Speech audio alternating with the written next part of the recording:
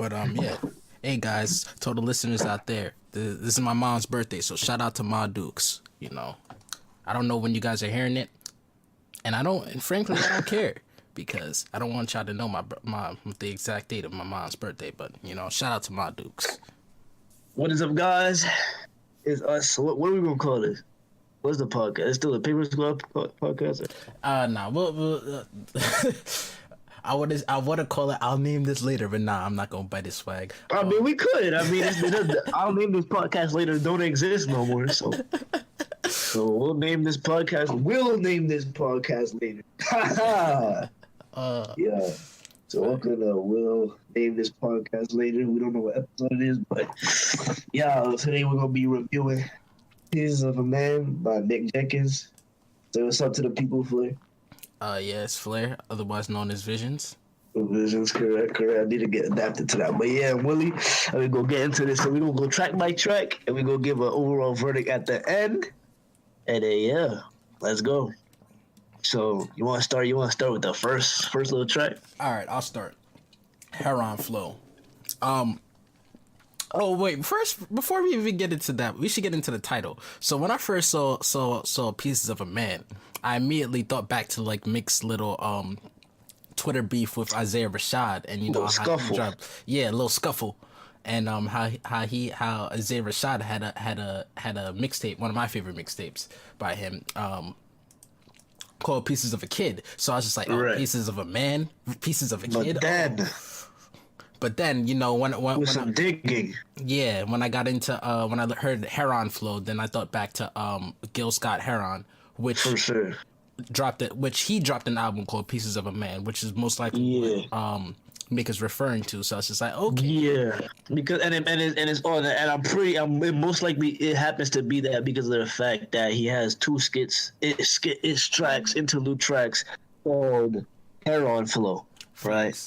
Yes. So that definitely would tie it back to the title "Pieces of a Man." So it's not like we're just saying anything. Like this sounds like that's most likely what it is.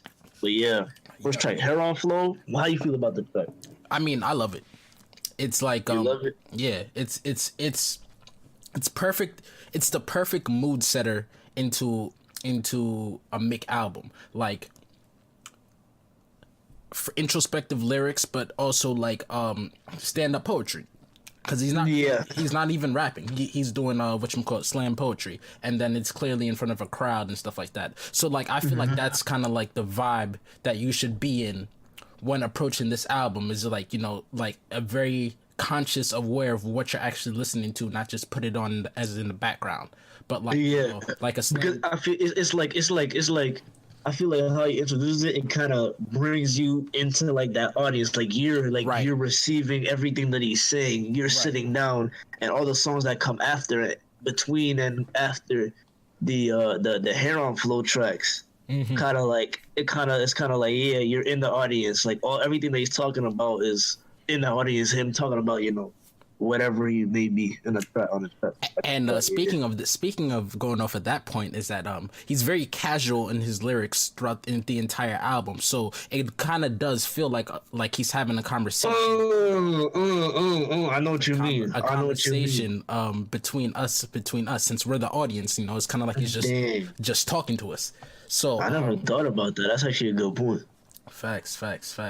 But my only gripe with Heron Flow, I only have one gripe, is that when he does the little beat switch off and it goes into the jazz thing, it runs a little long for my taste. You think so? Yeah, I think he should have cut off like the beat switch off like 30 seconds sooner. Oh, okay. I feel like I'm indifferent, but like it's whatever. Yeah, no, it brings us into instrumentation, because I know you're not saying that it should be taken out, but I'm saying I'm just gonna say that like that really brings us into the type of instrumentation that we're going next. Like the jazz and like that kind of, you know what I'm saying? It's a great setter upper, for lack of a better term. and like it fits the kind of the mood, I would say, of the album, and of like being on stage. Like when you're on stage, you play live instruments, which as a black man usually refers to jazz. you know. Right. So it makes sense. It definitely makes sense. So yeah. Yeah. Okay. Yeah.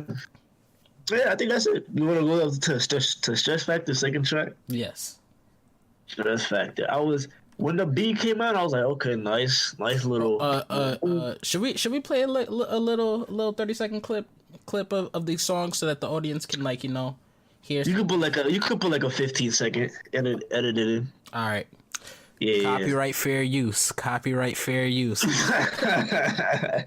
But yeah, for sure. So yeah, as you just heard, there's that Stress Factor, a little bit of Stress Factor, and when that came out, I was like, oh, this is interesting. Mm-hmm. He going. It's very. I feel like based on the single too, like Understood. I felt like this project is gonna be very hook focused, and like this hook really caught me. You could catch me. Like it's very nice. It's like haunting kind of. It's like he's looming in the back of that production, that nice jazz production, the hard drum, and overall, I like the track. I don't know. I don't know about the features. Okay, it don't do nothing. It don't do much for me, but it don't take nothing away from the track. That's kind of like my this overall consensus about all the features. No, because Ghostface killed his feature. But nah, I disagree. But we'll get to that. Oh, okay.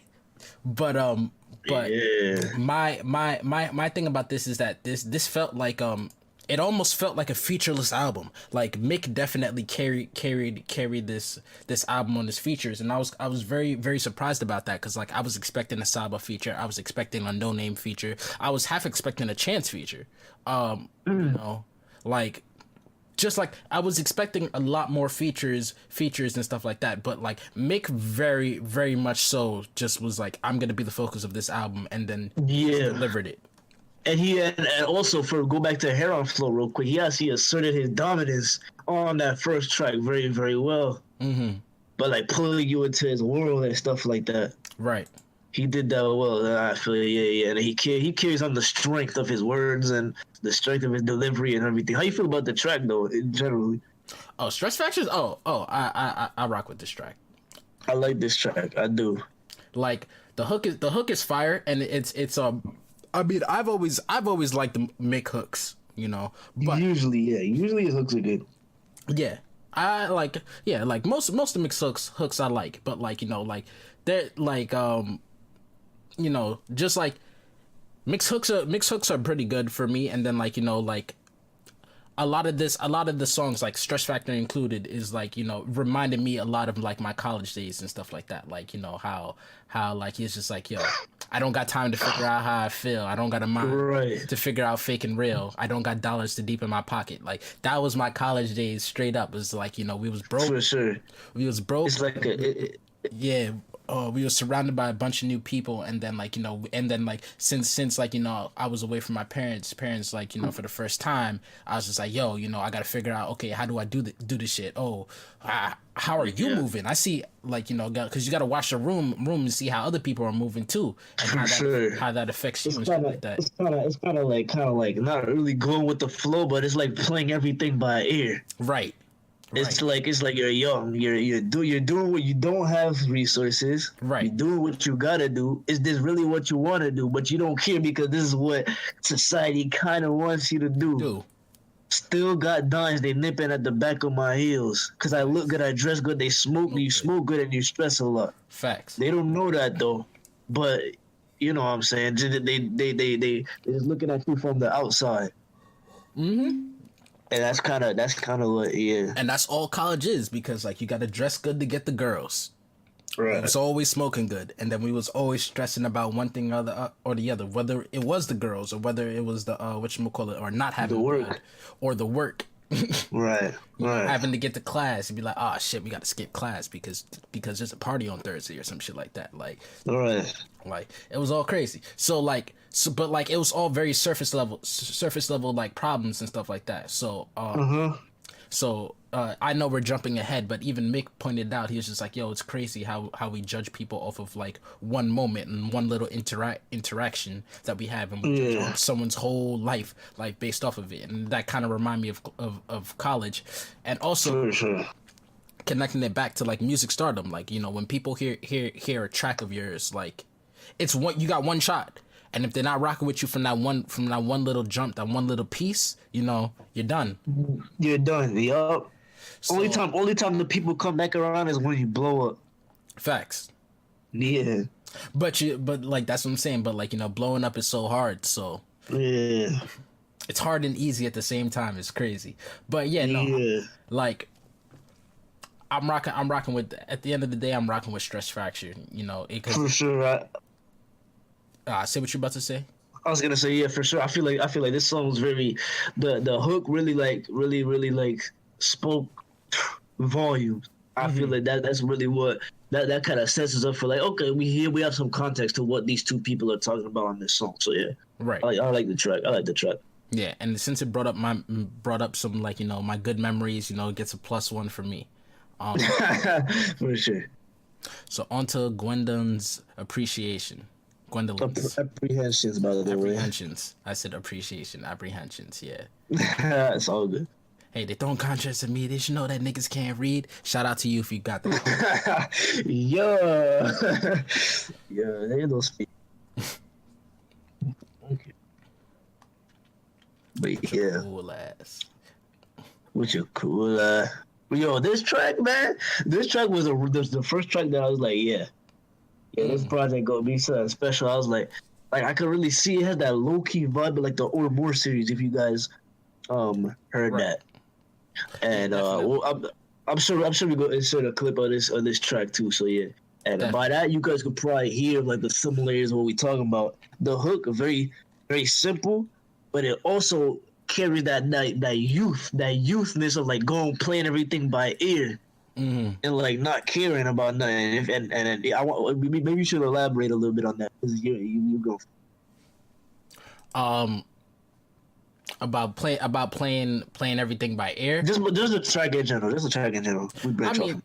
I mean, hey, like this track was very interesting for me just because like what one of our friends Chosen brought up was that this track was based off, the hook at least was based off of the Gwendolyn Brooks poem from the Renaissance era. So shout out to him. Yeah.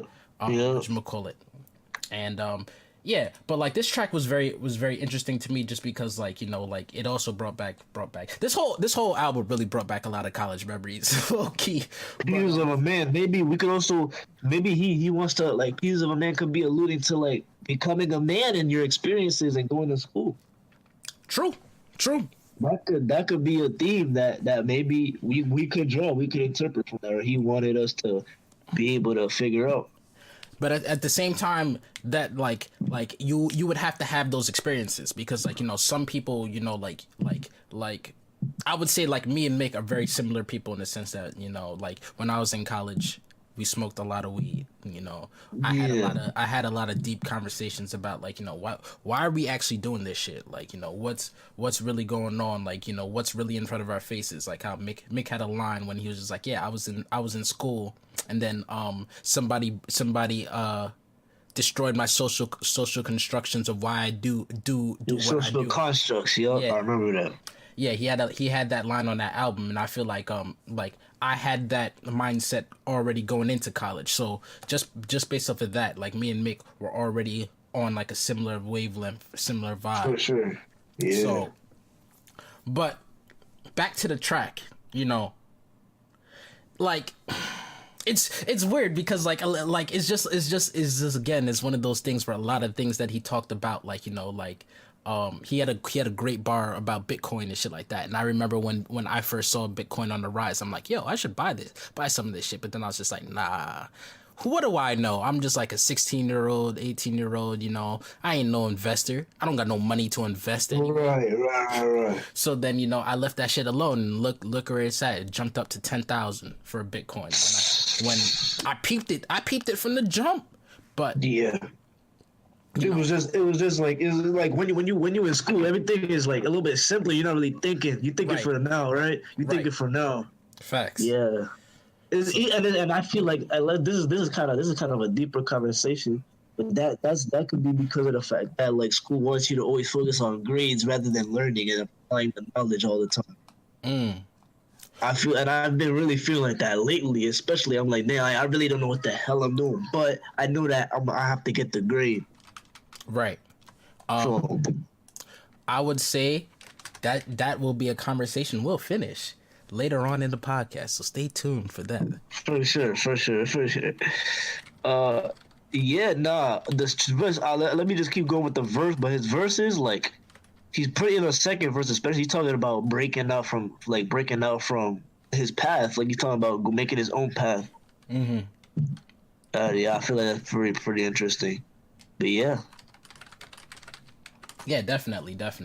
And like, yeah, I just thought this track was really cool. And then, you know, like, just for the fact that he really used the poem as the hook. You know, hopefully he don't get hit by no copyrights. You know, he made sure he'll be fine. He made sure to play samples and shit. Yeah, he'll be fine. Mm. He'll be fine. All right. But yeah, we're moving on to one of my favorite tracks on this project. Mm-hmm. Of course. And I wonder why. Bro, you know how I feel about that house music, bro. But yeah, nah. Oh, hold on. Before we get back, I just want to say, you know, going back to Gwendolyn's Appreciation, that beat was fire. Bro, I had to go listen to it. Listen to that beat again. Yeah, that beat was very, very, very, very well produced. Very well produced, and I feel like the engineering on this project top notch. Top notch mixing. When I haven't heard much better mixing this year. Like, even this mixing is probably better than Astroworld, honestly. I mean, that's not hard to do. You're right. There's a lot of peaking and shit on Astroworld. But for sure, yeah. But let's go. Let's move on to soft porn. This is one of my favorite tracks, bro. All right, let's number one, beat and the way he sings, man. His singing improved so much. Definitely. Like you could tell he's really into like the whole convincing a girl, Mm-hmm. You know what I'm saying? Like sweet talking, spitting game or whatever, and like he even in here he manages to appreciate blackness. Facts. Dark chocolate. Facts. Blacker the berry, the sweeter the juice. The blacker she is, the you know what I'm saying? We all know. If you know, you know. It's one of those. You feel me? And I love how he delivered that line too. The blacker the berry, the sweeter the juice. Yeah. that's a nice little charisma, like a lot of charisma. You know what it today. But on this track, he talking about a lot of stuff. Mm-hmm. He talking about a lot of stuff in this track. Mm-hmm. He's talking about school a lot on this project. Facts. Like pretty much every track has like he talks about like school. Yeah, or things that would happen in college life. Yeah, and I'm not in college, but like, you know, right. But he right here. We brought this line up. Flair, bro. Vizionz brought up this line from the last. What we're talking about the last show about. But that shit stayed in school for me partly because somebody was brutally honest, pointed out social constructs I foolishly honored. Right. I booted these false concepts that diluted these waters. Yep. How do you feel about those lines? Hashtag bars. But bro, you have to be a Mick nerd, bro, for the waters, bro. Facts. I feel like every time he says every time he mentions water, bro, like he's talking about something. He's talking about something. He's not just saying it. Facts. And every Mick nerd just straight gushes. He's like, oh my gosh, right. The water. Oh. But I feel like also this is pointing to like him getting older and be like maybe going such a far mile with the waters concept wasn't really the way to go. Maybe there's a other way to approach it. The same values and you know what I'm saying and emotions and and themes without having to always bring it back to the waters. Maybe going through school gave him another clarity, or going through life or taking a break or making the healing component gave him more clarity on how you could approach the themes and the other stuff of the waters. That's very, very, very interesting. I didn't even think about that. Yeah. Shoot. Oh, I was gonna make a completely separate point that's important too, but let's go down this road real quick. So Okay. So using school as a way to bring up these constructs that these constructs and topics that like he clearly wants to talk about as shown throughout his entire discography, really, because like he talks about this stuff on every single tape, really. Like he talks about it on more, The Waters, Trees and Truths, THC, like so using school as a way, I feel like that would definitely work because I read something online what somebody said about Mac Miller, rest in peace Mac Miller. For sure. Was that Mac Miller was the artist that grew up with us. Like when Mac Miller was rapping about frat rap and shit like that, that's when like that was a time in our lives when we were all partying and shit like that. And then that's when his core fan base really gravitated towards him, right? Facts. And then as Mac Miller matured and diversified with his music, his core fan base are also maturing and maturing in their actual lives. So like the reason why I bring that up is that like school was a very big part of like Mac Miller's first garnered of fame with all his frat rap stuff like that, and then he used that as an avenue and then kind of like used that as the basis and built on it. So like I feel like Mick could do that even better because like instead of approaching school from like just from the parties and stuff like that you'd approach it as a way to like collect mindsets, exactly, different mindsets and experience. Interesting. Which is honestly is the purpose of a school in the first place. Right.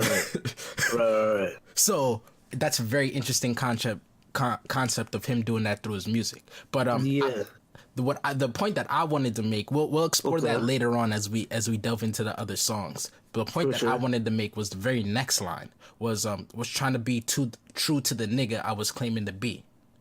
Wait, say that one more time. The line, the very next line of after I booted these false concepts that diluted these waters was trying to be true to the nigga I was claiming to be. So that line hit a chord with me just because like, dang, that hit.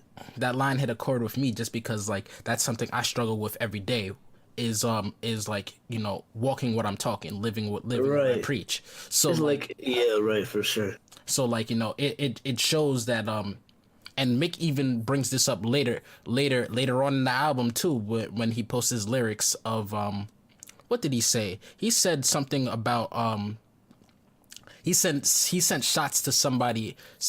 He sent shots in the sense that he was saying like, yo, you talk about the past me rather than the me who I'm trying to be. Right. You give advice. The line was like, you give advice to the past me rather than to the me who I'm trying to be. So right. So that's kind of what it is that like Mick is like basically admitting that like in the past he wasn't really 100. He was but he was rapping in the sense that like that's his goal. That's where he wants to be in his life. He wants to be fully about God, fully about the waters, and fully about spiritual healing. But he just didn't know how to get those principles off into his actual real life. But now he's saying I got it now. Because he's using past tense, was trying to be right, correct. But now he got it. So shout out to Mick. So and sure. Obviously the next line too says now I'm really real. But that line, the now really real, trying to get like a Philly shell. That line hit me because I'm a boxing nerd. So whenever Philly shell, I had to pause the child like Philly shell. Floyd Mayweather. I was like, yeah. But for sure, he talking about a lot in the song and another topic that he brings up is how. I don't know if it was on this track, but I think he kind of alludes to it. But it was on a track. He said that people calling you by a username on social media. That was this track. That was this track. Yeah, he was saying people be calling, and it's like how he doesn't know how to feel about that because like how you go talk to your girl like when other people know her for like showing herself on the internet or doing this or doing that. So I found that interesting. Actually, wait. Like, was this track or was that last track? Was that Gwendolyn's Appreciation? Oh, I don't know what track that was, but he alludes to it here, and it kind of gives me an insight because I'm younger, but it still gives me an insight on how dating is nowadays. Facts. compared to before. Ooh, I didn't even think about dating. Oh, that's really about day. You know, it is on this track. Yep, they call you by your username offline. I usually paint on mine. I just cannot get to used to niggas using that shit to define themselves. Right, and that's a very interesting topic, because I was thinking like how in the age of social media, how all of that shit really follows you. So it does. Like that shit really does define you, because like, you know, like how people dig up tweets from 2010 nowadays and be like, yo, that was me like 8 years later, but people are still using that as to paint a picture and paint a narrative about you, saying that, you know, this is you, you know. So I was thinking in the cautionary sense of like, you know, how all that stuff can be used in a negative way, but I didn't even think about like dating, because like nowadays like especially with Tinder and like the casualization of sex, like, you know, for sure, like really you are just whatever name you have on Tinder stuff like that your own name, that's you, and then, you know, the girl meets up and then, you know, tries to fuck whoever that was. You know, whatever portrait that you painted yourself to be, you know. That's that they expect you to be that way. Exactly.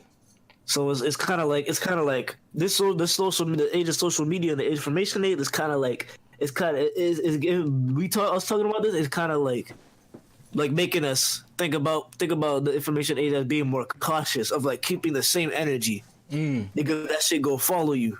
And it's also that's good and bad, but there's also another bad side of it, to where people will try to define you based on things that you have done, or based of how you portray yourself on social media. So yeah, definitely.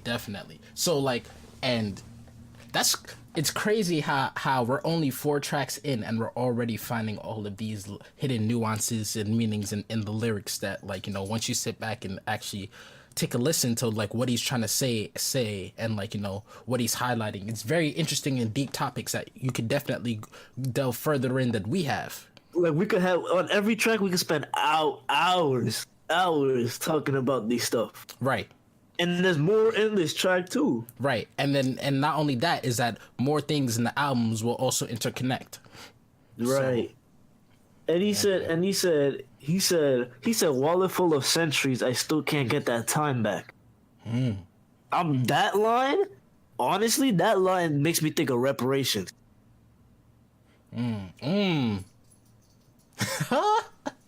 That line makes me think of reparations. I don't know, but that line makes me think of reparations. We're not even gonna go there. We just gonna keep moving on, man. Right. Next track, man. This track is something special. It's not really special, but this track is interesting, and I love it. It's special in my eyes. Right. I don't think it's like special. Nah, I think it's special because this track, if this track blows up, it could be the start of a new genre. Yeah, he's talking about praising God over a trap beat. You don't know how fire that is. Wake up thinking God. And we'll let you guys hear the hook right here.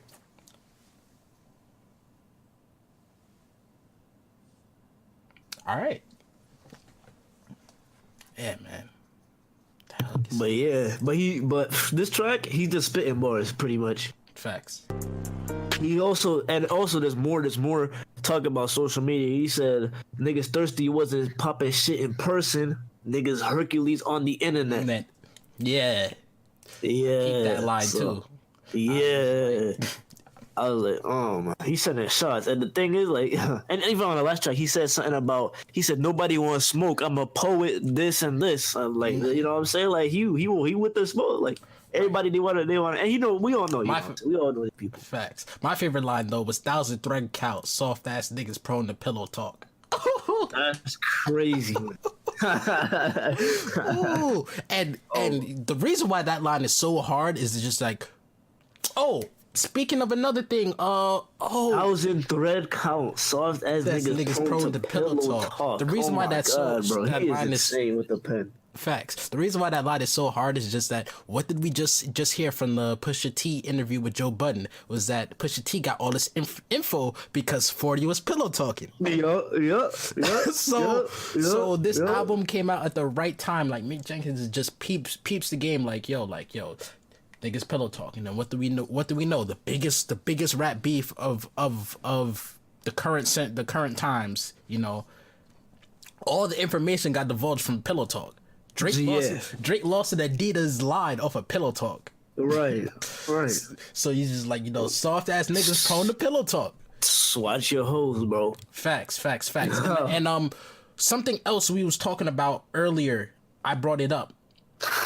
And I can't remember what it was, but it linked to the Vic Mensa shit where Vic Mensa's judging a person by their past actions and not who the person that they wanted to be.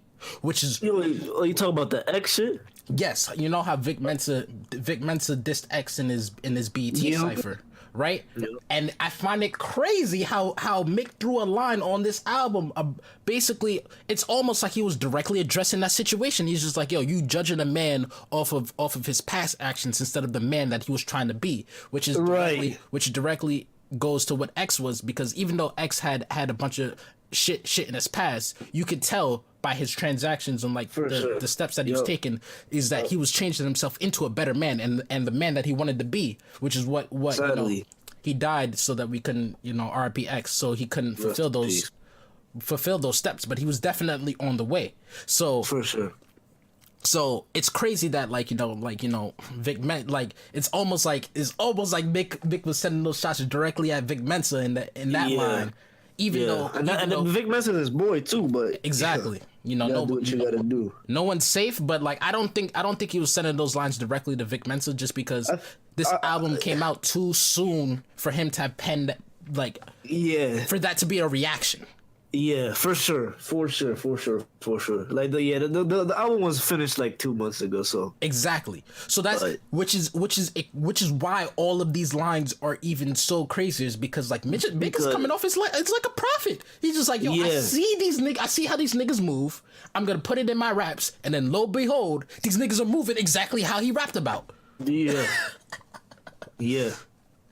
So this track, so far every hook on this project pristine. Like these hooks are out of here. Like very good. All these hooks, like every time you hear the track, the name of the song, you'll know the hook. But yeah, I think this track is a short track. I think it's like about 2 minutes. Yes, short track has a good amount of content in it that you can unpack. Spitting straight bars, great hook, interesting beat selection, all that. But yeah, which is have anything else to say about the track?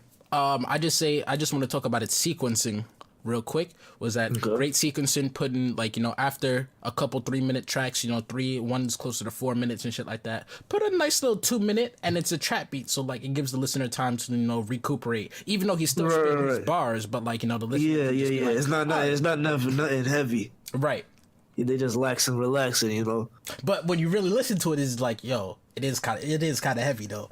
Yeah, for sure. But like that's what I'm saying. But like it's very genius wise. Like it's almost like a little breather for the listener because of the track is so short. So, but yeah, you know, shout out to Grace and Mercy, man. Wake up thanking God every day. Thank you, Jesus. Right. So on to the next track, one of the singles. Barcelona. This track is out of control. Out of control. He needs to stop. He needs to be stopped. Oh my God. Who can stop him? No, but I don't know. Lupe can stop him. But I feel like they in the same vein. Like exactly. They both from Chicago. Like they both cryptic as hell with they bars. But I feel like Mick really went like down to earth with this project. Like it's not abstract. Like even more down to earth than the healing component. Like anybody could listen to this and be like, you know, this applies to me. I understand what internet thugs are. I understand that girls that I fuck with are being addressed by their username. I understand this. I understand that. So that's how I feel about this project. But yeah, this song, spitting straight bars for 2 minutes and 50 seconds about straight bars. You guys could hear a little snippet of it right here.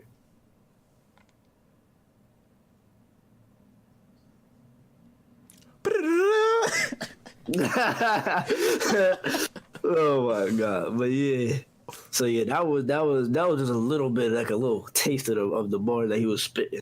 But the delivery, bro, I feel like on this project, I feel like he really sets up a feel of a track with his intensity in his voice. Definitely. With other people, it would be like the way they sing or the way they flow. Mm-hmm. For him, it's like the intensity. Like over here, he's like spitting like braggadocious bars. Facts. Like he said, awkward stares. Like, what the fuck you looking at? And that's all over the world. I'm no nigga with dreams of busting all over your girl.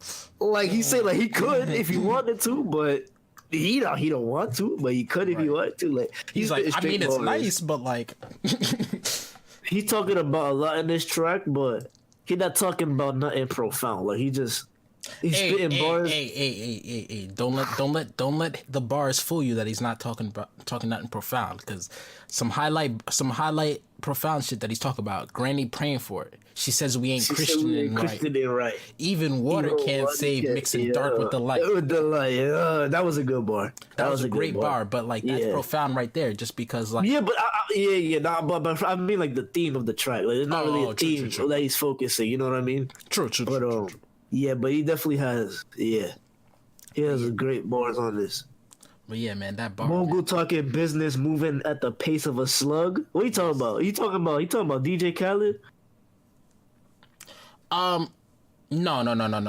I think that's still a diss at all these other rappers. You know, because like they'd be like coming soon, this that. Right, all the coming soons, but also like they talk about you know what the word mogul. A mogul is like someone who owns like the majority of some shit like that. He's like, you know, a major player in something. So like these rappers act like, you know, they're in businesses and shit like that, but like they don't, like when it actually comes to business dealings and shit like that, they don't really have any control over it. You know, they can't be like, all right, we're gonna speed this up, or I make the decision, I have the call. They really don't. For sure. Yeah, nah, they don't. They don't own their masters. They don't own their masters, but even more so is that like they don't make smart business moves, and when it comes to like merchandising, when it comes to like moving and growing outside of the music. Like the only very few people, like Pusha T, as you know, he's a CEO of a label, you know, so he makes business moves and he calls the shots on business shots. So he's someone, and then like, you know, Jay-Z and Chance too. Russ too. So like, but like you gotta think about this. You know, that's like 4. You know, we could probably come up with 10 people, maybe 15, out of what, 100, 200, 300 rappers. More, yeah, for sure. So, you know, hey man. So I think that's what he's talking about. But like I said, you know, for sure, just double entendres all over the place. Yeah, like these a lot of mixed lines are open ended, and that's what makes him such a good artist. Facts. Like I remember our conversation on the first bar. They offered 20. I'm worth more. I told my nigga book it. Yeah. And then we was talking about how, since, you know, school is a common theme, and being poor was a theme. You know, we was talking about he could be like, yo, even though we're worth more, we still have to do it just because you know we need the money. Or he could be book it, just be like, nah, son, we're worth more, so deuces. So leave, that's a run, the slang to run and book it. Right. So like that's what I'm saying, is that like two completely opposite meanings from the same line. So just for sure. So you know, like, yo, Mick got it. Mick's pen is. You do. This pen is on fire. I feel like he was very inspired on this track. Mm-hmm. Like I don't know if he had as much bars, like deeper. Like I'm not gonna say deep, but like as impactful and like profound bars that he had on like THC. Mm-hmm. Like THC had a concept as a whole, but every track like on this is like talking about something different, but they all come together and make a man. Right. Like these are things, you know. These are things that are crucial in a person's development. Absolutely. Yeah. But yeah, of course, like questioning your worth, like hell yeah. Everybody goes through existential crisis at some time in their life. But you have anything else to say about this track? Shout out to the Frank Ocean reference. A tornado flew around my room before you came. Right. He said that quick too. He just glossed over it. Right. I was so surprised. I heard that line and I was like, wait a second. Hold up. Hold up, Mick. Yo, chill. Like, we can't have you be coming at everybody's neck now. Right. Because he said, a tornado came around and then he straightened it. So he fixed that shit. All right. So whatever damage is done, there ain't no damage. Right. So, amen. The next track is actually an interlude. Right. The interlude's pretty funny, but it's interesting at the same time. This interlude, bro. Like you don't gotta be deep into it, but like where he said that nigga had enough courage to be like, hey, you go past that. Mm-hmm. Like you could also be like thinking about like slavery, like you gonna run, like you gonna realize like that you couldn't be in this situation.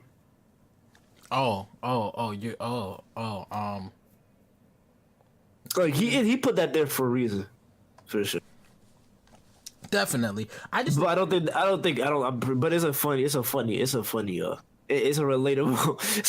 interlude for sure. Absolutely.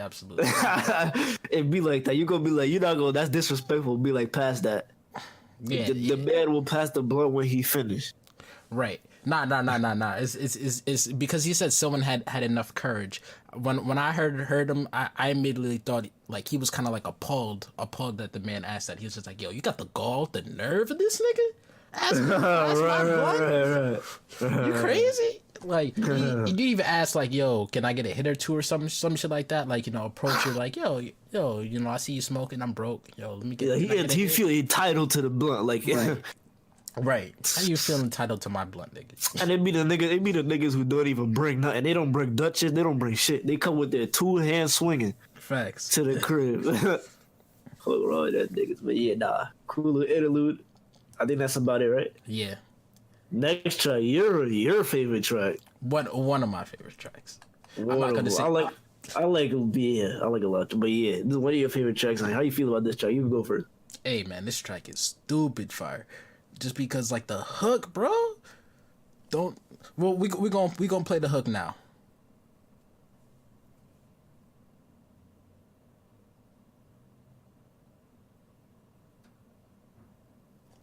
And we're back.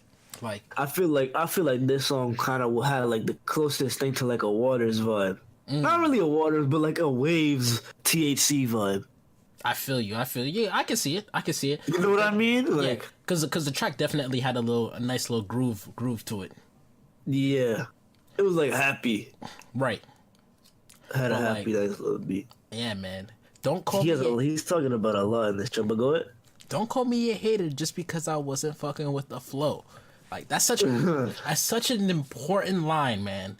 Like yeah, this he's talking. I know he's talking directly to the Isaiah Rashad situation. He's talking directly to that situation, bro. Yep. Just because you don't mess with his song, he said he don't see what all the hype is about. Right. That don't mean that he don't like Isaiah. He just don't see what the hype is. Like that means he doesn't like the music. But it doesn't mean that he's speaking on like the character of Isaiah. For sure, exactly. Yeah. So, but yeah, like he wasn't messing with the flow or the music. Mm-hmm. That don't mean that you don't mess with Isaiah. Simple. Right. But also, like, I feel like this is such an important line because, like, there are plenty of times where, like, I don't really listen to trap music like that. There are plenty of times where, like, I have to go along with niggas because, like, when I be like, I don't really rock with the trap flow, or I don't really rock with that song, or that shit was whack. Niggas would be like, oh man, you a hater, son. Right. Who you listen to, Lupe? They be cutting ass like okay. Like yes, I listen to Lupe.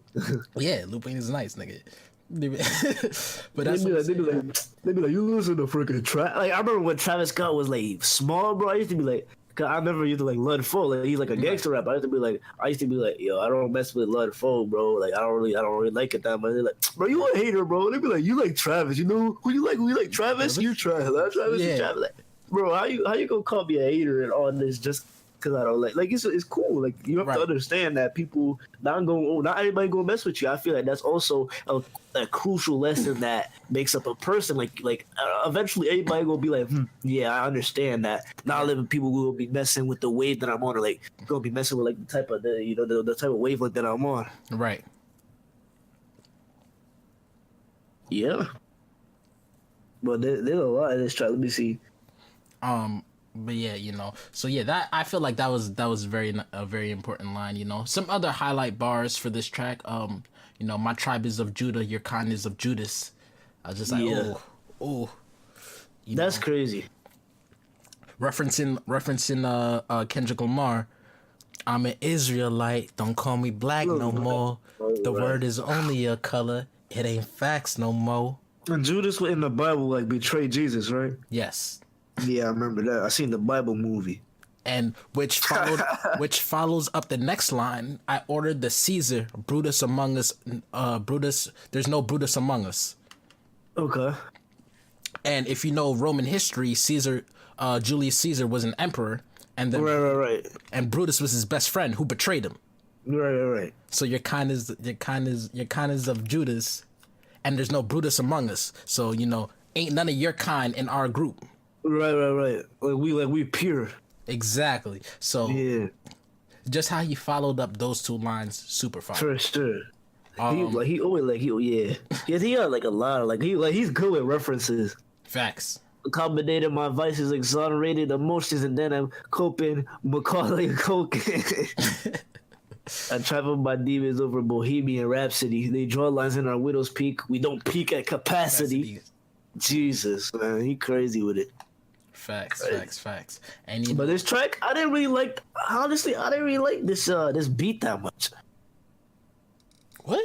You wildin'. The beat was okay. Like I didn't really, I didn't really do it for me. Every other beat though, so far, off the charts. But this one is like, all right, whatever. It's like the only beat that I was really like, yeah, it's kind of. But yeah. I like as we were just talking about respecting opinions, I respect that opinion, but, for sure. But like for me, that's really what it is that like the beat gives Mick a ample space to shine, where you can actually focus on his delivery, actually focus on his hook, and actually focus on his lyrics, right? And then when you realize how he's flowing over it so smooth, and he's riding the beat, but at the same time, he still managed to make himself a focal point where you're actually listening and like, glued into what he's saying. And then like I just love the hook so much. The hook is just so infectious, like It kind of sounds like a beat that Logic would rap over. Yes. Absolutely. I can absolutely. Like under pressure era Logic. I can just imagine the Logic flow over the beat.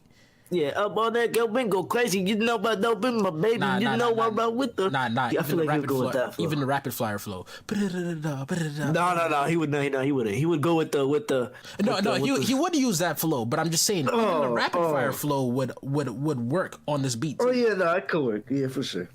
If you go double time usually works with everything. But I just want to say, another standout line, whatchamacallit. He mentions the waves. My will with the wave, and niggas call me Poseidon. Bars. That's a nice bar. And then he also says, acknowledge my genius on the song. No college degree on me, got a few G's. I don't get it. Got a few G's as in just money, and also whatchamacallit. Also a few G's as in few of his homies, few of his. Okay. Oh, right. I feel you. Yeah. But I'm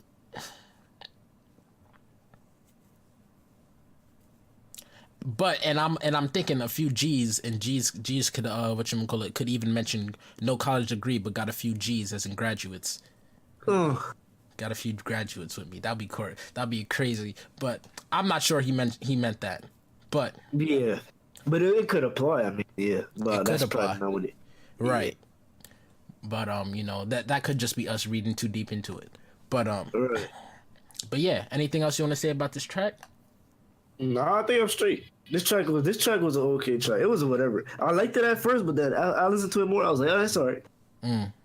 I don't know. So it's one of my standout tracks just because, like, you know, as the points I've already said, you know, man, my skin is much clearer. I'm drinking more water. Like, such a simple line, but like, but it says so much. Like, you know, just like the fact that, like, you know, you're eating good, your skin looks better, you're glowing. Like, shit, like, you know, maybe you should listen to his advice, right? Right. You know, but yeah, onto the. Mick is also kind of he's getting older. Like he's not with the bullshit no more. Right. How you notice what he's talking about is like mostly stuff in his mind. Like he's not really talking about what's going on around him. Like I'm not talking about like around him as in like current events or whatever. I'm talking about around him in terms of like actual location, like Chicago. Okay. Like he's not really talking about Chicago that much. Right. He kind of being more philosophical with it, you know. Absolutely. And it's pretty interesting. Yeah. And also, I just want to bring this up. He said 3 hours ago on his Twitter, he said, "If you ain't playing Red Dead Redemption and bumping pieces of a man, what are you doing?" So it's you heard it from him. Right. Do what you gotta do. Do what you gotta do, man. But yeah, nah. Yeah, what were we gonna say? No, now that you mentioned it, I'm like, I didn't even connect at the fact that he didn't talk about Chicago at all. But like, is that kind of a theme in his music? Like he doesn't really like he approaches a lot of his angles from the more philosophical point of view. Usually, but especially on The Waters, I feel like that was heavy. Like Chicago played like his location and his upbringing was like a semi big theme. And like fueling like the theme, the other themes of like water, like truth and stuff. He kind of used Chicago as like a platform. Like, okay, I'm telling Chicago mostly to drink more water, Right. Like dehydration. That's a song definitely like talking about Chicago life. Okay. And like Martyrs, but Martyrs is kind of more talking about the rap game. But I feel like he was definitely talking about like gang, like looking down on gangbanging culture in general, and that's very heavily in in Chicago. Martyrs had a Joey Badass feature, right? Oh no, that was Jerome. Oh, that was Jerome. Okay, all right. Oh wow, I confused 3 songs in my head because I was confusing Martyrs with Jerome with Black Sheep. Oh no, Black Sheep. Yeah, see, and Black Sheep even Black Sheep. Not really, he's not talking about Chicago, but he's talking about his upbringing a little bit more. Now he done with that. Like he not really talking about that. Now he's talking about growing into a man, and as we know, Mick Jenkins does a lot of traveling because he been in the 514. He do. I feel like I really need this album too. Like it's kind of like it's interesting. That's what I'm like. Yeah, damn. Like when I was younger, like I was really like a sophomore in high school. Like I was really bumping this. Like, it gave me some insight on like becoming a man. Like that's pretty important. Very important. For sure. Arguably the most, arguably one of the most important things in your life. For sure. And what that entails, like Right. But moving on. But I think we on padded locks now. Yeah, we definitely went off on a tangent there. But yeah. Hey, but that's fine, man. For sure. It's not like we're cutting these reviews to 10 minutes. No. Right. You're gonna hear all this talk. You're gonna hear everything in the entirety, word for sure. So, how do you feel about padded locks? Get it? Padded locks? Woo! Padded locks, bro. When he came out, pew, with K Tornado with that nice little sample top, pew. I was like, okay, I'm rocking. Somebody put me on a leash. I'm gonna get one like AK cause it came from Keitra. I put it down so you can't escape her. I'm like, okay, you can do the goose one, okay. And then it came to the Ghostface vibe, to the Ghostface verse, and I'm like, what is this nigga doing? What is he talking about? He just saying anything. I feel like he just had this verse in the cut. Like where like he didn't mention nothing. He didn't even mention nothing about padded locks. Nothing about luck. Like he didn't even, you know what I'm saying? So I'm like, I don't know. I just didn't feel like he came hard enough on that. Like he could have. I don't think he really could have matched Mick's energy. So and that's important. It's important when you're another rapper, for sure, on a Mick track for sure. So what you're saying is that you feel Mick bodied Ghostface on this track. Yes, fuck Ghostface, fuck Wu-Tang, all that. I want all smoke. You already know how I'm coming, but nah. That ass, yeah, I feel like that Mick, ass yeah. editing that out, Wu-Tang forever. But nah, Ghostface, Mick definitely outshined Ghostface. But I mean, it's cool to see that you could get a Ghostface feature. Okay, you know that's not gonna make the album sell, but that's cool. You don't think that's gonna make his album sell? No.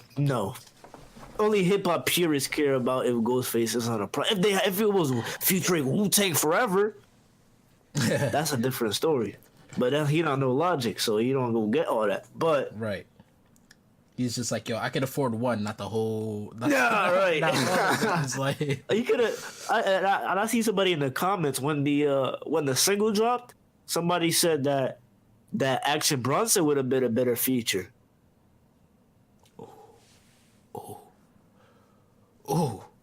on Pat. Oh, that's an Action Bronson type beat. I feel like he would have murdered it. Yo, Action Bronson on Padded Locks. You wanna go with the snakes? Running with the heavy with the snakes. No, we going when I'm doing it her like and yeah. Yo, of course. Oh my god. You would have killed it. Oh my god. Yo, feature placement is so important. Very. He could have got an Action Bronson feature. Absolutely. For sure. If he could get a Ghostface feature, he could get anybody, to be honest. Right. Not. He probably could, but like you also got to think. That's about a lot budget. of money. That's a lot of money. You got to think about budget. No, and stuff. you don't want to. You got to pay your niggas. You got to pay your boys. But Action Bronson would have been an amazing feature for this. Now that you mention it, but like honestly, I like the Ghostface verse. Like I would never say it's a bad verse. Wu-Tang Forever.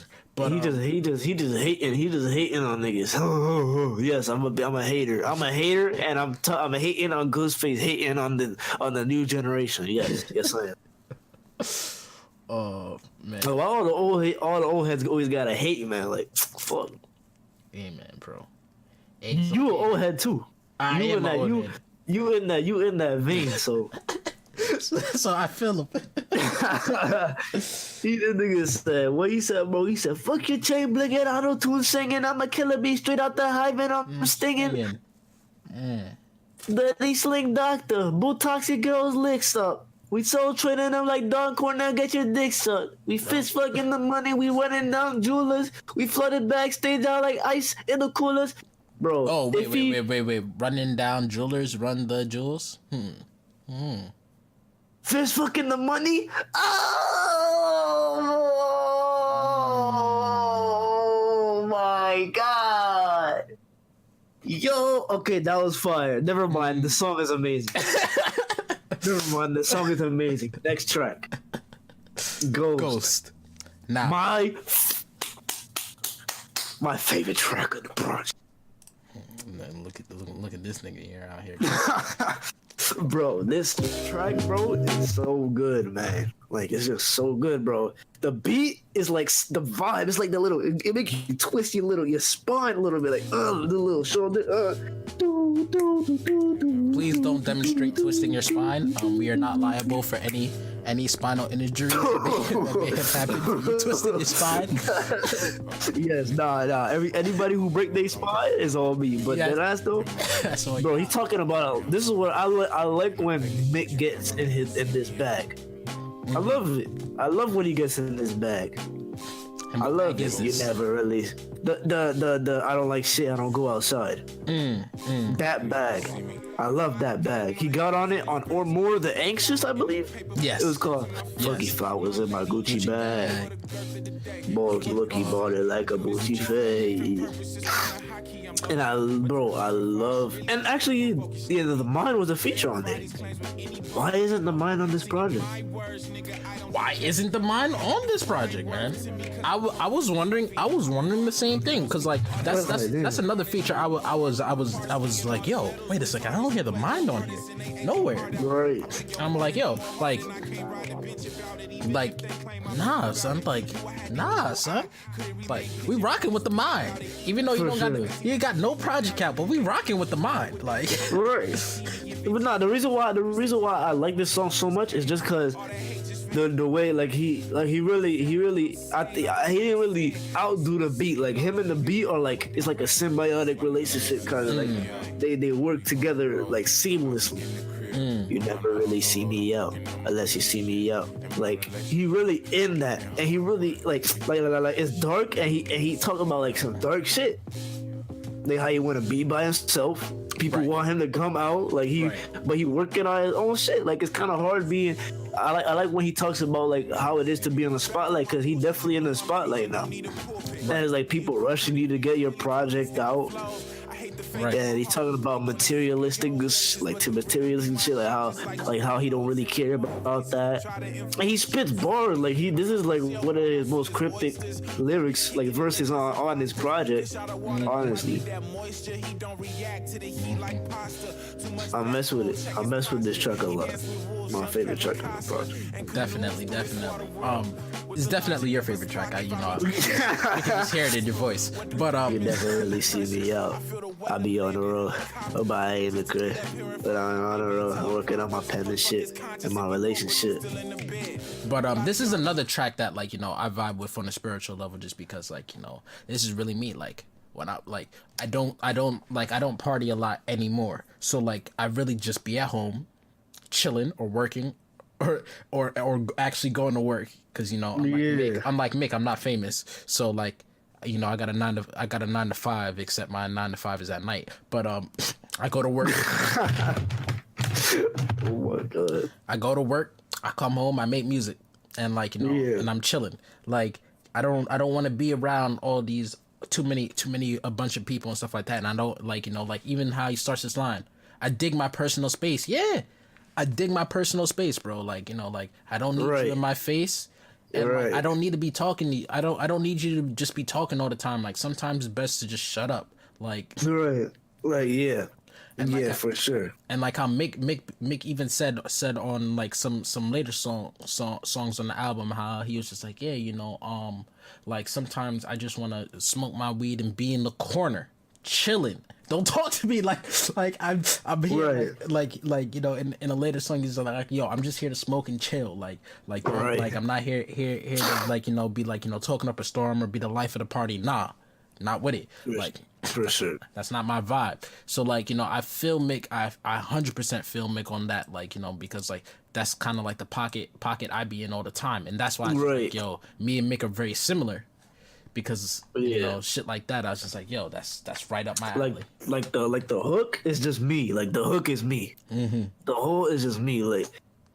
I put in the hard work. You can't fake that shit. You go see. The hard work go speak for itself. Facts. People be like, oh, why you never go? You know what I'm saying? I do what I gotta do. Mm-hmm. You never really see me out. I be on the road, or I be in the crib when I'm not on the road. That's me. Right. I be at work, or if I'm not at work, I'm at the crib working on my penmanship. That's really what we do. We just really out here working on the craft, Right. So. And woof. On the first verse, he even talking about how he peeps everything. He said, I beg your pardon, I'm more hard and I can't ride the bench about it. Even if they claim I bitched about it. Knew I had the eagle eye, could've remained pigeon about it. So he already know that he be seeing everything. He already know. And we have to mention the eagle eye bar, because not only did he reference, you can't pigeon about it like eagle eye, but we have to mention Assassin's Creed, because he just mentioned Red Dead. So we know he's a gamer. So we have to sure. We have to mention Assassin's Creed Eagle Eye, which allows you to see through walls and see the future. Not seeing the future, but read shit that's not seen and read the unseen. Right. So that's exactly what he's talking about in his bars. Right. He can see the unseen. Knew he had an eagle eye. Right. Percentage rose when the interest came.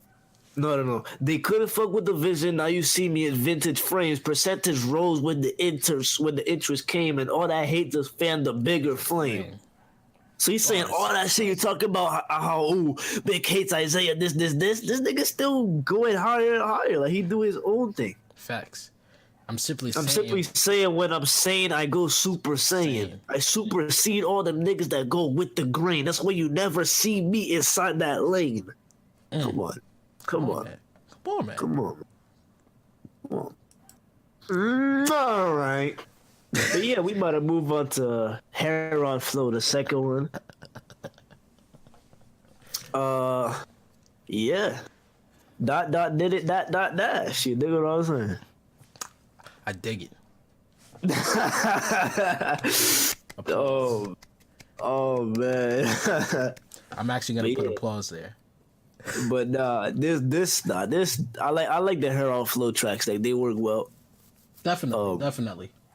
I broke it up. This is where we kind of brought up some themes previously that was addressed in this. You know. How is it that we've come to quantify the whole of a man only by what he looks in the light?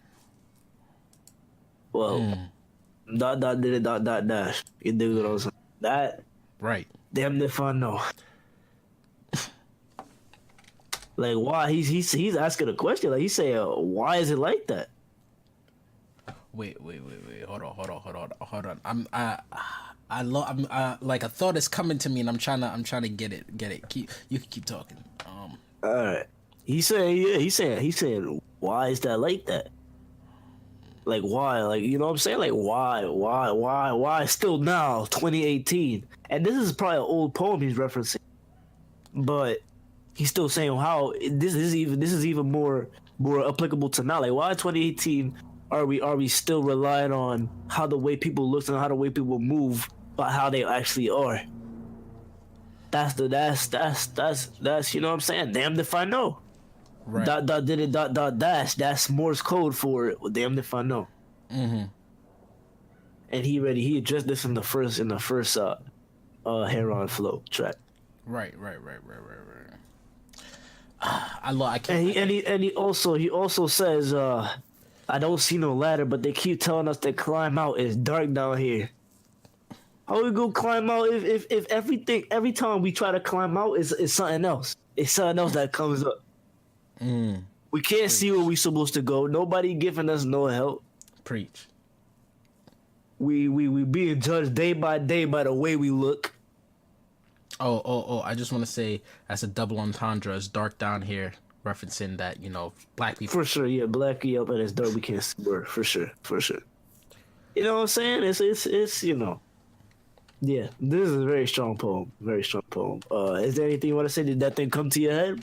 Yeah. The thought came to my head. I have to write it down, but for the poem, it's definitely a strong poem. And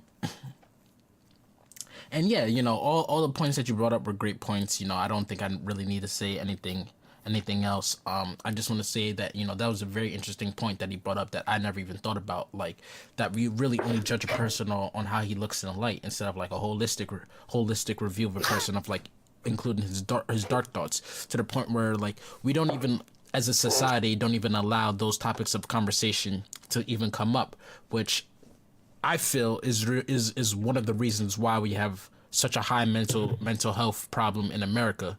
Yeah, it's very counterproductive for progression in general. Conversation is what we need. Exactly. And then most honestly, topics of actual importance, the conversations either steered away from the root cause, or ignored altogether. So right. What can you do except bring it up more and more to the point where they can't deny it. Right. So shout out to Mick. But shit, maybe that might not even help because we still got brothers getting killed. Right. But hey, I got angels running ways. I got demons running me. You feel me? I know Pac was tired. Anyway, that was our other review. Go check it out. By the way, it's still on that same page. But yeah, we'll move on to the next track. Hey, it's okay. Plain clothes. It's okay. We can plug our own shit. You're right. We definitely can plug our own shit. So go For check sure. out our Saba review of Care for Me. And Yup. while you're at it, check out our other reviews, rants, and just general topics of Just conversation. general conversation for sure. You'll definitely find something that will interest you. For sure. We talk about anything, but yeah, is that it for our ad? Yeah.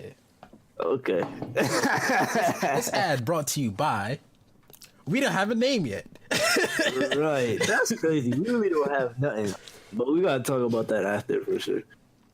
Well, what do we got? Plain clothes? Yes. How you feel about this song?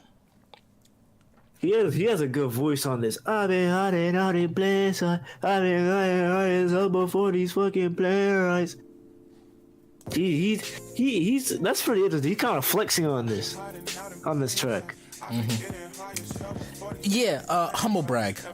Yeah, it's like, you know what I'm saying. This is actually a pretty this song is whatever. This is actually not really a deep song at all. Like he pretty perfect song. It's a good song. But sonically sounds great. Sonically, yeah. His singing is on point. He's hitting the notes. He's very consistent with it. It's not like you hear any like vocal wobble or like you hear that he's out of breath or anything like that. Yeah, he got better. Like technically, like he got better at everything. And then like you hear the great mixing because as artists ourselves, we'll point out stuff like that stuff. You hear the good mixing, like you hear the layering on his vocals and stuff like that. Yeah, yup, for sure. And how it fades in and out because like even on the hook, like there's some words that he takes the layering off and then puts it back on, so then that creates like an accentuation effect. So like like you focus on it because it fades out and then fades back in. You like your ear actually catches it. Yeah, that's interesting. I'm gonna try that for sure. So yeah, man. So yeah, shout out to Mick for this song. Yeah, it's a cool song. Like this would it's crazy because like this would be the song that would be the single on someone else's album. Yeah. And the fact he would have like a nice light-hearted video of him shopping and buying clothes. Right. Thrift storing. He already has a video like that. I know, but I'm just saying, like, Yeah, for sure. Yeah, for sure. Go check out Value Village if you haven't. That's one of his earliest tracks. He filmed it on an iPod Touch. Very interesting. But I think that's all we gotta say about this track. How about you? Yeah. We're cool. Yes, but pull up my second favorite track on the. This track is nice. Pull up. This really has the or more vibe of it. Yeah. This sounds like the same beat, literally like from one of the tracks on or more, but just like different chords. Right. But a lot of it is produced by them people, and they're the ones who produced the or more. I'm pretty sure. So yeah. But how you feel about this track? You can go. I like this track.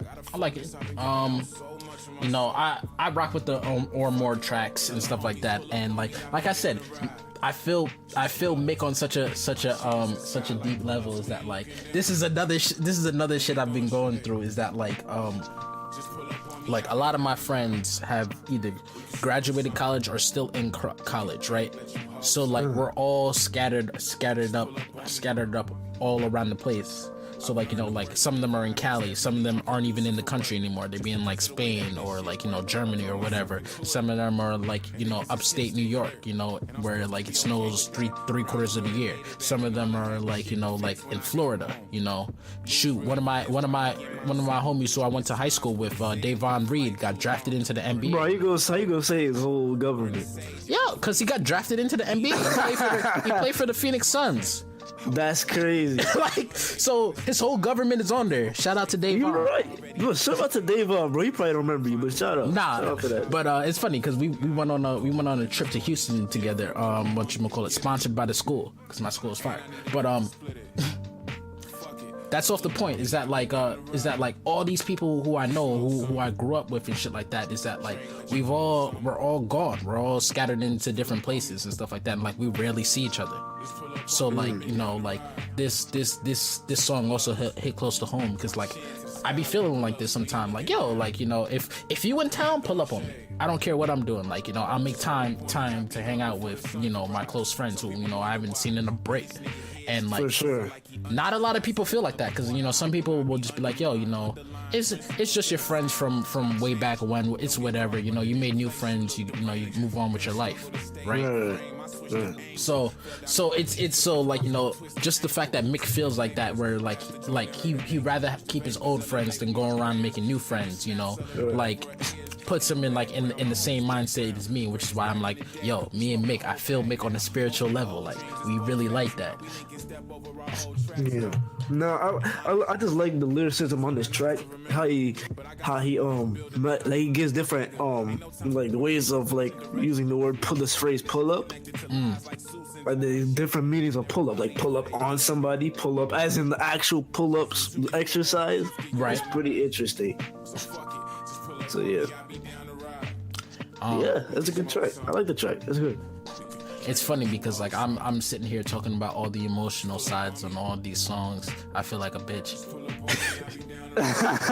Nah, bro, that's what we here for, bro. Right. What else? This shows men can have emotion too, guys. Right. No. For sure. But this brings me to. Is that everything you want to say about the track?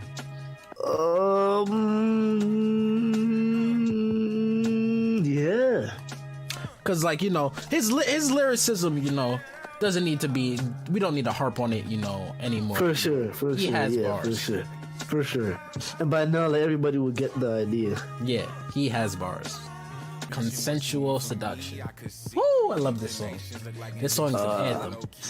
Because this is another one of the songs where I was just like, yo, I've been there. Like, I've been in this situation, bro. Like, where like you're chilling with a girl and you're just like, yo, like, especially with the whole Me Too movement going on, like, you know, like, Yeah, right now. consent is everything. So Yeah, you can't be fluid with it. You gotta be explicit. Like, yes, Right. do you want to do this or not? right. It was funny because I was just watching a Breakfast Club interview with who was the interview with? Hold on, let me look it up. It was with three people. Hold on, this is relevant, super relevant. Three comedians. Yo, I know you know who I'm talking about. Jesus Amiro? Was it DC Samaro? Is DC Young Fly, Carlos Miller, and Chico. Oh, and Chico Bean? Yeah, Chico Bean. Okay. Right? They had a couple somewhere into the interview, right? He was mentioning he was like, yeah, we're bringing fingering back.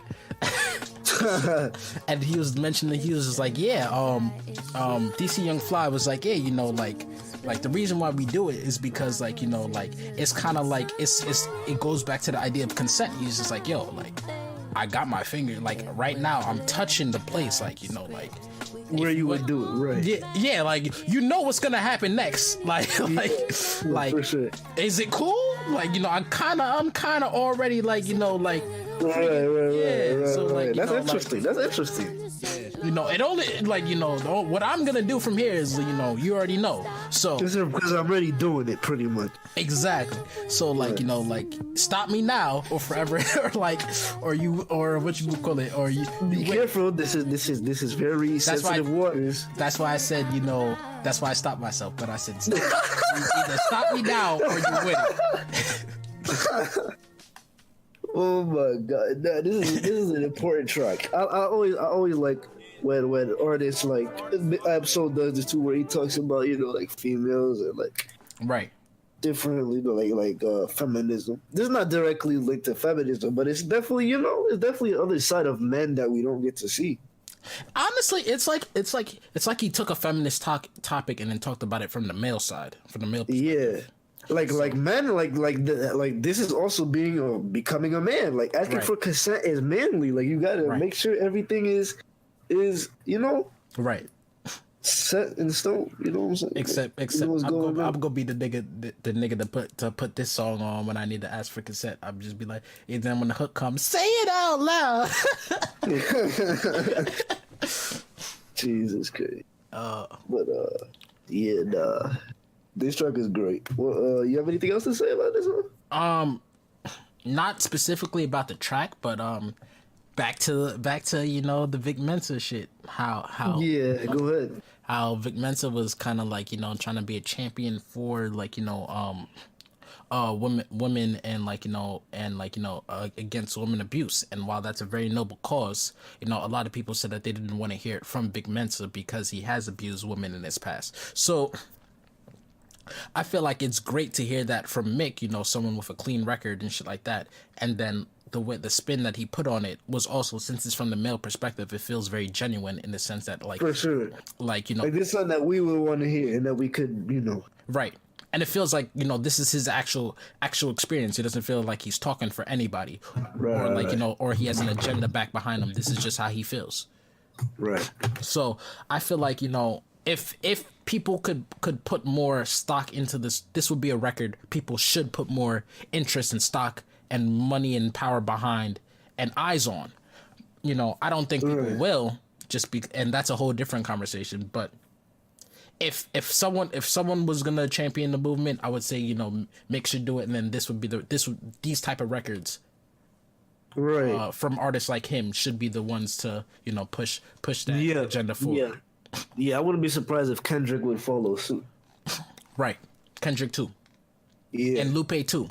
And, like these artists that can do it in a way that's like respectful, eloquent way. That's not like, bitch, do you wanna fuck? Right. Or not? Do you wanna fuck? Like, yeah, no, we don't need that, bro. Right. But honestly, we kind of do need that, just because that's all. We do for reach, but we don't need it in that way. Right. We need to be a bit more respectful. We don't call girls bitches no more. We don't do that. It's 2018. Right, We respect 2018. women. Not. Hashtag respect women. Respect women, bro. And you know, we're completely serious about this. You know, don't think we're trying to joke, For sure. we're trying to joke around. Nah, for sure. We respect 100%. But yeah. You may hear otherwise in my music. Nah, I'm joking. Nah. Delete all that shit. Word. I'm on my SoundCloud right now. But nah. Even in my music, like, yeah, I'm pretty transparent with, you know. But actually, yeah, I definitely need to revise how I think about these kind of topics. But yeah, let's go. Let's move on. No, you don't need to revise. What you need, as Mick said, you know, we don't delete our mistakes. We improve. Yeah, we just grow from them. That's why That's why he writes all of his lyrics in pen. Right. Nah. Cause I was just thinking about the lyrics of "Let Me" and the lyrics of "Stress," and I'm like, I'm really trying to seduce this female in my lyrics. I'm like, come on, let me take control of the situation. Like, 1, 2, 3, 4, 5, 6, 7, girl, why you stressing? Like, it's kind of like, but it's also, you know, I'm not talking about having sex, so it's a different story. Mm-hmm. We're just chilling. I only rap about my experiences. So. Right. But hey, you know that's fire when you can sit down and think about your own lyrics. You'd be like, oh shit, wait a second, I put that in a song before. Oh, right. Like when? For sure. When you get some music out, Flair? When is your project dropping? November 7th. Imagine. It might. Is it actually? It might. Huh. Okay, you heard it here. This is the exclusive, guys. Make sure you go check out soundcloud.com/Vizionz. Yeah. Hey. Wait for that project. Right. It's gonna be crazy. When is this project? When is this podcast episode dropping? The 31st? That's Halloween. Sure, we could drop it on the 31st. Then do you want to drop? That's a Wednesday. So yeah. Do you want to drop another episode Friday then? So then, and then we stick to the Friday schedules going forward. Okay, yeah, we'll do that. Yep, we'll do that. All right, but you next heard it track. here first. Right. You already know our whole plan, guys. So make sure you stick out. You know, look out for that. We're gonna be doing that. Yo. We're gonna be more consistent with it. Appreciate you guys standing. Make sure you share this around. And be part of the discussion. Like, definitely leave comments whenever you feel like, you know, we saying something crazy or we saying anything. Like, make sure you check us. And we respond to everything, so make sure you and follow us on all your favorite platforms, because we're gonna try to get this podcast available on YouTube, SoundCloud, iTunes, in the iTunes podcast section, and we're gonna try and get it on Stitcher Radio. We're gonna try and get it on many of the sites. Shoot, you might even see our podcast up on GamingIlluminati.com. Baby. Our reach is gonna go. So hey man, we're gonna be out here, but for sure. On to the next song. We have U-Turn by Mick Jenkins. Pistol whip, I'm not sending shots. I'm just busting head, we in the whip. It's my parking spot. I just busted you. This beat is hard. Facts. This feels like an older beat. This feels like, this could be in like 08 era. Cash Money era, like Rick Ross could rap over. This could be like a Rick Ross type track, posse cut. Yes, but not for how aggressive he had his lyrics. Whatchamacallit, especially for the hook. Like, I feel like the beat is a little bit too happy for it to be like, for him to have such aggressive hooks during that era. Like during that era. Maybe. Now he's different. Yeah, that's why the song feels a little bit more modern, just because I feel like that's a modern trend of doing having the beat convey one emotion and the lyrics convey completely. Yeah, like contrast. Yeah. Which is fire. Which is why trap beats over soul samples, bro. I'm going to drop a tape. Trap lyrics over soul samples. We gonna see, man. We gonna see how that turn out. We waiting. We all here for you, but you saying we waiting. You gonna be on the tape too. You right. You are right. It's easy for me to rap trap shit. Like, it's easy. So, but back to the tape. Back to the song. Right. U-Turn. I love this track too. He's spitting bars on this. Mm-hmm. I'm way too high for the hot box. She wanna see the moon through the sunroof. Diamonds on my right from the west side. South niggas so uncouth. I don't ever tell no untruths though. Niggas say that they feel you. You never fuck with the real you. Interesting. For me, this is one of the songs where it's just this is cool. This is I'll just ride to it, bump vibe to it. But I wasn't fully sitting there yo, this is a song where I'm gonna have to write down the lyrics and write a whole dissertation on it. No. That's what he wanted.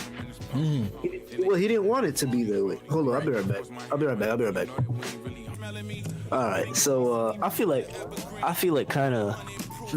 the last few tracks of the project, he kind of just wanted you to ease you off. All the topics that were profound, he kind of just put them all in the rest of the track, the last 3 or 4 tracks. He kind of just let us off, easing us off and be like, yeah, that was an experience. Kind of how you would deliver a real life live show, or the slam. Go back to the slam poetry meet. Deliver your heart stuff, and everybody gonna be happy at the end. Uplift us. You know what I'm saying? Right. And I feel like that's evident in even the next track after U-Turn, Understood. Are we gonna move on to that track? Sure. He's chilling. He's just chilling, But there's a lot. There's a lot in this track too, though. Facts. I feel like Understood was the last hurrah for lyrics and lyricism. For sure. Of in terms of his message, what he wanted to say and stuff like that. For sure. And he got it across. This track is cool. Right. The hook, I actually love this song. This is probably my 3rd favorite track. So I love the hook. Good mixing, good beat, everything. Hey, pull up off it on the end. No, Facts. Chevy said no up on the ring. And I like how he kind of faded out the verses. It was a good aesthetic. I like that. Where he was like, and he went into the chorus. I really like that. That was really, really cool. Right. You have anything to say about this track? I mean, I like the track. I liked it as a single. The only thing I was wondering how he was gonna fit Understood into the actual album itself, I feel like he did a decent job. I don't know where else you would have put it. Exactly. Now that we have the album, we can look at it. It was like, I don't know where else you would have put it. Just we could have put it after Percy. He could have. Yeah, I feel like that would have been the only other good placement. Right. That was a great, but I love this track, man. Yeah, we say a lot to say a little. Right. Because sometimes we say the most when we really say that shit at all. Which is a reference to the Pusha T interview. For real? Yeah. What he said? Because in the Pusha T, I love the Pusha T interview, so I watched it so I could pick up on like these little shits. But like Pusha, what you would call it, had a line that was like when the CEO mad at the glow something, and then Joe Budden tweeted that line out, and then Pusha was like, "Yo, Joe, you be onto shit, like you be noticing shit." Yeah. And then he was just like, "Yeah, that's why like." He just said that line and kept it moving, like like. Right. He said a little, and then what he says a lot at the same time. Exactly, and that little line showed showed like a lot of his feelings on the situation of the beef, because he didn't get any help and shit like that. That's why he's like, the CEO's mad at the glow, like Yeah. And also, I like the whole parallel of like we say a lot to say a little, because sometimes we say the most and we ain't saying a lot at all. Right. It's like maybe sometimes people overcomplicate things. Facts, but also there's power in silence too. For sure. Just like how Pusha T was saying, he was just like, yo, when the beef happened out, like he didn't have anyone speaking for him, and then because that. That's why he felt like he won the beef. He was just like, yo, when Drake had Jay Prince come speaking for him, that's a W for me. For sure. And, when Drake has to go do interviews talking about the beef, that's a W for him. Because he's because I don't need to say off of that. Exactly. But he's just like, yo, I don't need to say anything. Right. Because if he did hurt, then obviously he struck a nerve. Facts. And that's what I'm saying. He's just like, yeah, when we not speaking at all, the point really comes clear. For sure. So, yeah, and that's the craziest thing about this album, is that like it dropped, and like we know that he wrote these lyrics like months ago, but yet they feel so relevant, like he just wrote them yesterday. Yeah. Like I feel like Mick gonna be transcend rap and be like one of those Jay-Z figures that like always know what's going on. They always in tune to the game. Not necessarily. I feel like Mick is more poised to be a Jay Electronica, to disappear from. Why you keep bringing back Jay Elec, man? He's like the laziest rapper in history. Yo, son, he married a Rothschild. Can't speak on the Rothschilds. Not while we're recording. But I'll tell you about the Rothschilds. He didn't marry her, but he got a Rothschild. That's like he's set for life, bro. He's set for generations. Bro, one of these times, bro, I gotta tell the story about when me and Just Blaze had a conversation, but that's a story for another day. Right. So on to the last song, Smoking Song. One of my jams, bro. I love this song, man. This song makes me want to get back into it, but I don't think I should. But this song really is like, yeah, don't blow no Reggie my way. No, I came just to smoke. Yo. Matter of fact, stay on my way. Wait. Yeah, don't blow no Reggie my way. And like I said, don't blow no Reggie. This goes back to the college days. Like there's one time where like I legit went out of my way for 420. Like I hopped on a train and then hopped on a bus to go to my homie's crib all the way in like completely different county. What you would call it? For 420. And then what we did? We just rolled blunt after blunt after blunt after blunt after blunt after blunt after blunt. Like we didn't like. I don't think we stopped. We didn't stop smoking that day. Like I had to tap out after like 8 blunts and some bombs. Yeah, y'all was crazy. Like I had to tap out after 8 blunts and some Monheads. I'm like, yo, guys, we just smoked 8 blunts back to back to back to back to back to back to back with no break in between, son. I didn't even take a sip of water. I was just like, all right, guys, I need a drink. I'm gonna die. Right. And it wasn't like, we was rolling like, half a gram blunts. Nah, it was 420, nigga. Like, that's crazy. Y'all was bugging. We was bugging. Straight dimes after dime after dime.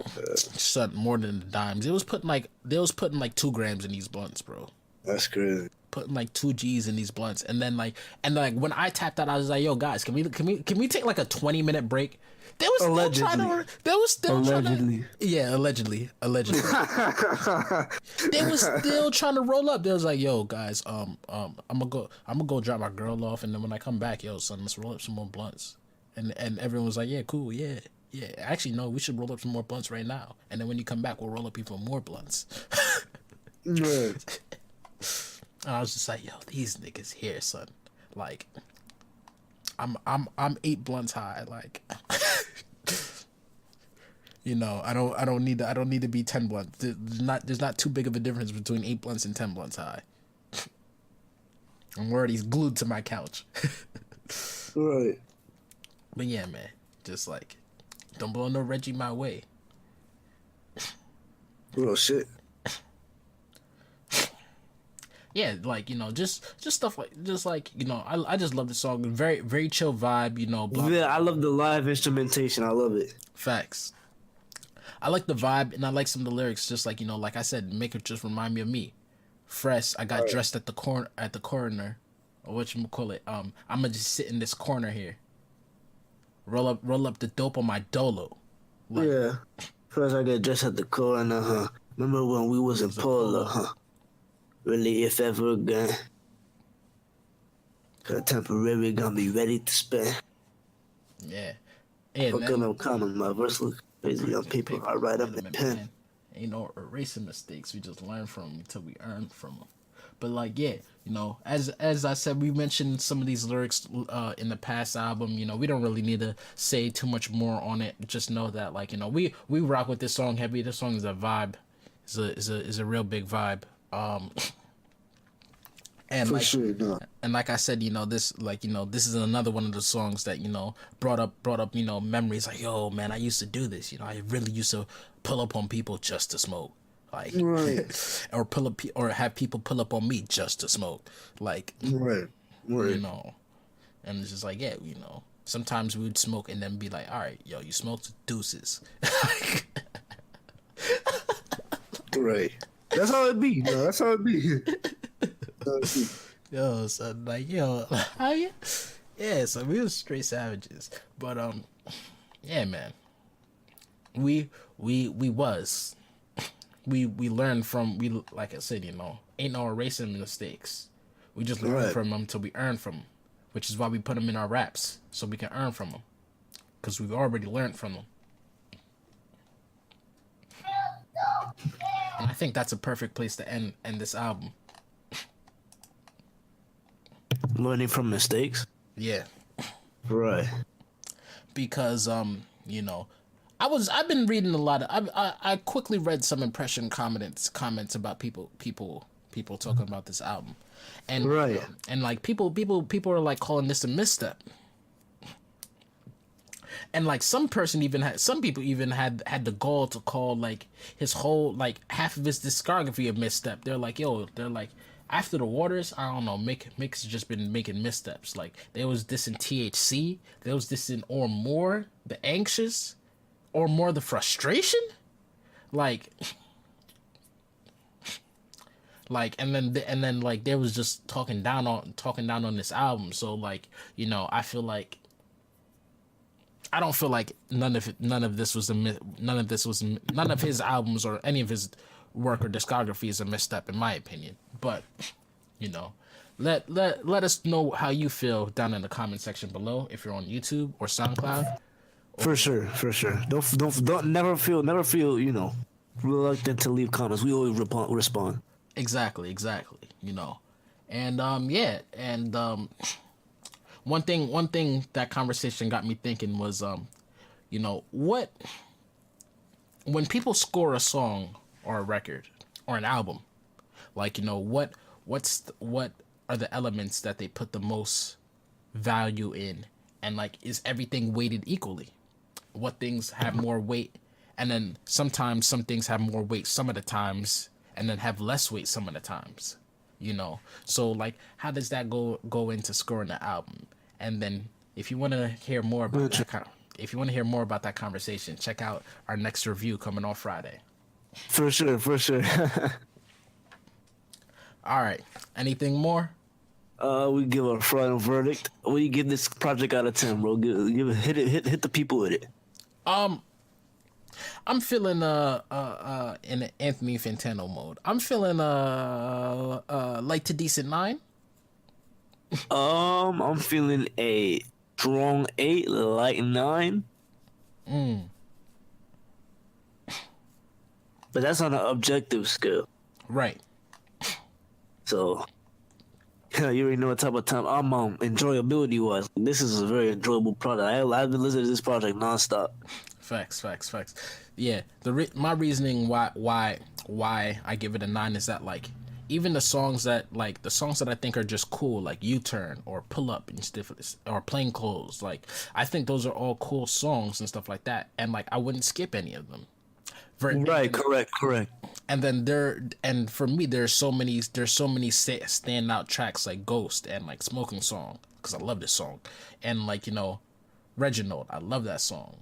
Barcelona, Grace and Mercy, Gwendo's Apprehension, like Gwendolyn's, I keep mispronouncing that, Gwendolyn's Apprehension, Padded. You good. Like, you know, like, that's like half the album. Like, for me, half the album is like standout tracks. So like, and then like, you know, just like how his lyricism is so sharp. His pen is so sharp. This is probably the sharpest it's ever been. Facts. Actually, yeah. Just like how, like, you know, his pen is so sharp, and like, you know, I like how he even changes up his flow many of the times to give rise to the lyrics, where like he'll chop up his flow so that you focus on what he's actually saying at one point in time, and then go back to a smooth flow and shit like that. Yep. I think we talked about this on Barcelona, probably. On Barcelona, but he also does it on Grace and Mercy. Yeah. Wake up thanking God. You really like that song, huh? Oh, I love that song, bro. That song's a banger, son. I heard that and I was just like, nobody, y'all sleeping on this banger. Everybody. I remember I heard it when I was walking into school. That's when that song. Cause I downloaded it because my friend gave me her Spotify premium account, right? Mm-hmm. So then I downloaded the project and I started listening to it when I walked out my house, right? So when I walked into school, I woke up, you know, I walked in, being greeted with lights and wake up thanking God. So yeah, I mean, I'm definitely gonna remember the whole project because I remember exactly where I was when I heard it. That's very important. Like when a project is good and you remember, you know what I'm saying, you listen to it, like, you know what I'm saying, like you remember that. So yeah, I definitely give this project a strong 8 to light 9. Transition. No, I'm joking. All right. But anything else? No. You got outro. All right. Well, we don't have a standard outro, so I'm just gonna ad lib it, guys. Hey, that's how you know we do this in one take only. You know, because we're not doing multiple takes. Nah, we're not that professional. And yeah, if you not yet, we getting. Yeah. If you want to catch more of our reviews, you know, like I said, check us out on, you know, all the standard platforms, YouTube, SoundCloud, you know, iTunes podcast section, and any other. Definitely follow and share to your friends. Exactly. And join the conversation. We need more conversations like this in hip hop. So yeah. Absolutely, and if you want to suggest a topic for us to talk about, you know, leave it down in the comment section below, you know. And how did you feel about the album? You know, obviously we did a super in-depth breakdown on like how we feel and like the lyricism and also like the social constructs and connections that Mick was making. But, you know, what about you? Did you get any of this stuff? Did you think we were reaching for a lot of it? You know, do you think we're just talking out our ass? Let us know, you know. Or do you think that we only scratched the surface and that, you know, this album is even deeper, you know, on some Inception. We need to go deeper type shit. Like, we need to go deeper into the deep. Exactly, you know. Is the top still spinning? Who knows? let us know. That's all I have to say. You know, it's been Visions with your boy Willie Manic, and I'm Willie Manic. Follow me everything on Willie Manic. Twitter Willie Manic, Instagram Willie Manic, SoundCloud Willie Manic, and that's it. Deuces.